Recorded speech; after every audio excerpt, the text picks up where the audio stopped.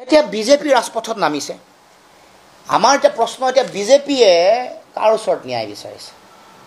মুখ্যমন্ত্ৰীৰ ওচৰত ন্যায় বিচাৰিছে নে ন্যায়পালিকাৰ ওচৰত ন্যায় বিচাৰিছে? কাৰ পৰা ন্যায় বিচাৰিছে?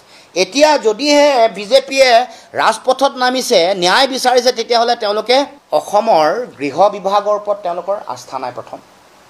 দ্বিতীয়, তেওঁলোকৰ পুলিচ আৰু CID বা SITৰ ওপৰত তেওঁলোকৰ কোনো ধৰণৰ আশা আৰু ভৰসা নাই। কাৰণ অভিযোগনামাখন দিয়াৰ ওপৰত ভিত্তি কৰি ন্যায় প্ৰক্ৰিয়াটো চলিব। ন্যায়পালিকাই গোটেই সেই অভিযোগনামাখনৰ ওপৰত ভিত্তি কৰিয়েই ন্যায় প্ৰদান কৰিব।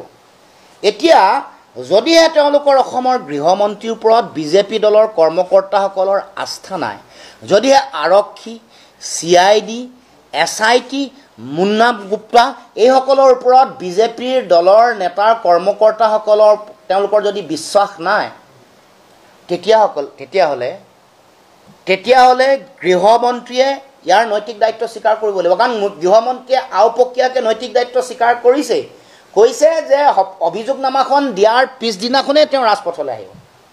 মুখ্যমন্ত্ৰীয়ে নিজে বনাই দিয়া SIT, CIDয়ে যিখন আয়োগ, তাৰ ওপৰত যেতিয়া আস্থা ব্যক্ত কৰা নাই, দুটা কথা হয়। তেওঁ এটা সময়ত কি বুলি কৈছিলে যে এনেকুৱা অভিযোগনামাত এনেকুৱা তদন্ত আহিব, আপোনাৰ চকু একেবাৰে ডাঙৰ হৈ পৰিব।